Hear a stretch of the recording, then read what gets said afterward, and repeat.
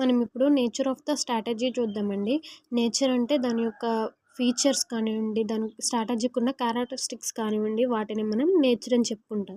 The nature of the strategy can be understood by the following points. Provide structure. Provide structure అంటే మన strategy అనేది మనకి ఒక స్ట్రక్చర్‌ని అనేది ప్రొవైడ్ చేస్తుందంటండి. Strategy strives to establish the communicate the image of the organisation with the help of its various goals and objectives.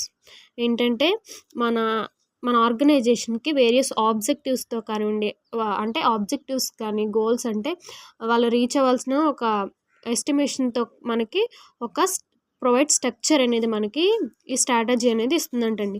Strategy develops a fundamental road map for providing guidance to the enterprise for making rational decisions and achieving the organizational goals.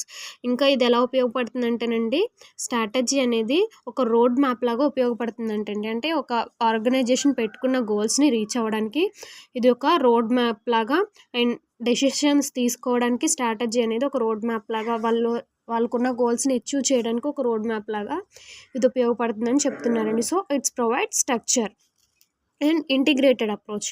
A good strategy follows an integrative approach for allocation internal resources and using them for the benefit of the entire organization.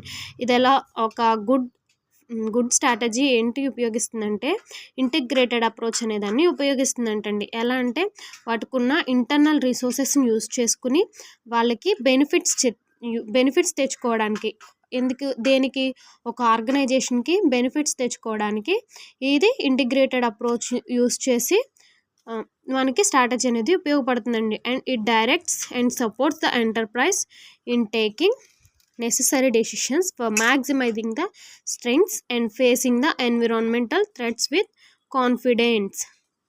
ఇది ఇంకా ఎలా ఉపయోగపడుతుందంటేనండి, ఇది direct చేస్తుంది ఎవరిని, ఎంటర్ప్రైజ్ని support చేస్తుంది. దేనికి, వాళ్ళకున్న స్ట్రెంగ్త్ని పెంచుకోవడానికి, అలాగే ఎన్విరాన్మెంట్లో వాళ్ళకున్న ఏమైనా థ్రెట్స్, ఏమైనా ప్రాబ్లమ్స్ ఏమైనా వస్తే అవి ఎటువంటి ప్రాబ్లమ్స్ మనకి ఫేస్ చేయడానికి, థ్రెట్స్ని కాన్ఫిడెన్స్ ఇవ్వడానికి కూడా ఇది ఉపయోగపడుతుందండి. నెక్స్ట్ చూసేసరికి relates an organisation with the environment. ఇది ఎన్విరాన్మెంట్ ఇంకా ఈ స్ట్రాటజీ దేనికి ఉపయోగపడుతుంది, దీనికి ఉన్న ఫీచర్ ఇంకోటి ఏంటంటేనండి, relates an organisation with the ఎన్విరాన్మెంట్తో వీళ్ళకి ఆర్గనైజేషన్ని రిలేట్స్ చేస్తుంది. With the help of strategy an organisation can interact with the factors of external environment, so the management can take necessary steps to achieve the organizational goals. Hence formulating strategy is an important activity by which the enterprise can relate to it's environment. వాళ్ళు ఎన్విరాన్మెంట్కి relate అవ్వడం వల్ల ఏంటంటే వాళ్ళకి కావాల్సిన needs తెలుసుకుని వాటికి necessary decisions తీసుకుని వాళ్ళకి కావాల్సిన విధంగా ఇది ఆర్గనైజేషన్ అనేవి వీళ్ళు డెవలప్ చేయడానికి అనేది. తర్వాత చూడండి, set of actions. Strategy is an arrangement of different actions that are taken in verifying situations to achieve certain objectives or to solve some problems. ఈ స్ట్రాటజీ అనేది ఒక సెట్ ఆఫ్ యాక్షన్స్తో ఉంటుందండి. Is arrangement of different actions that are taken in varying situations to achieve certain objective. ఇది కొన్ని సమయాల్లో ఇది ఎలా ఉపయోగపడుతుంది అంటేనండి, యాక్షన్స్ అన్నీ మిక్స్ చేసినట్టు సమ్ ప్రాబ్లమ్స్ సాల్వ్ చేయడానికి, వాళ్ళకున్న ఆబ్జెక్టివ్స్ని రీచ్ అవ్వడానికి ఇది ఉపయోగపడుతుందండి. అలాగే future oriented strategies are formulated to solve problems that are new and have to been previously handled by the organisation. Hence it can be said that it is future oriented. Strategies are formulated to solve problems.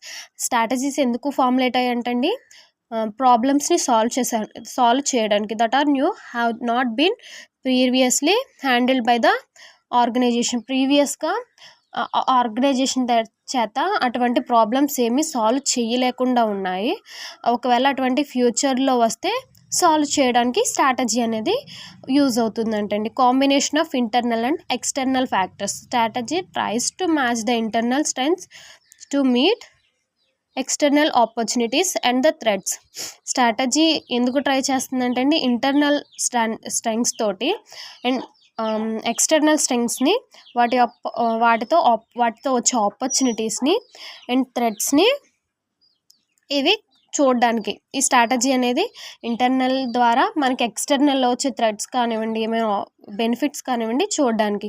There for it is a combination of internal and external environment. So ఇది మనకి strategy అనేది internal and external combination అని చెప్పుకోవచ్చు. System oriented, the work efficiently strategy operates under a certain system that consist of rules standards followed in the organisation. ఇది ఈ strategy అనేది పైనుంచి organisation నుంచి వచ్చే రూల్స్ అన్నీ కూడా ఫాలో అయ్యి మనకి స్ట్రాటజీ అనేది డెవలప్ అవుతుందని చెప్తున్నారండి. Involves contradictory actions. యాక్చువల్గా ఈ స్ట్రాటజీ అనేది నార్మల్గా strategic actions are influenced by the environmental factors. Certain decisions taken on the basis of strategy may be contradictory in nature. These actions may occur simultaneously or consecutively. నార్మల్గా వచ్చేసరికి ఇవన్నీ కూడా మనం తీసుకునే డెసిషన్ అన్నీ కూడా స్ట్రాటజీ మీద డెవలప్ అయి ఉంటాయంటండి. అలాగే సమ్ టైమ్స్ ఎప్పుడైనా మనకి నీడ్ ఉన్నప్పుడు కాంట్రాడిక్టరీ నేచర్ ద్వారా కూడా మన స్ట్రాటజీ అనేది ఉపయోగపడుతుందని చెప్తున్నారండి. This is the nature of the strategy.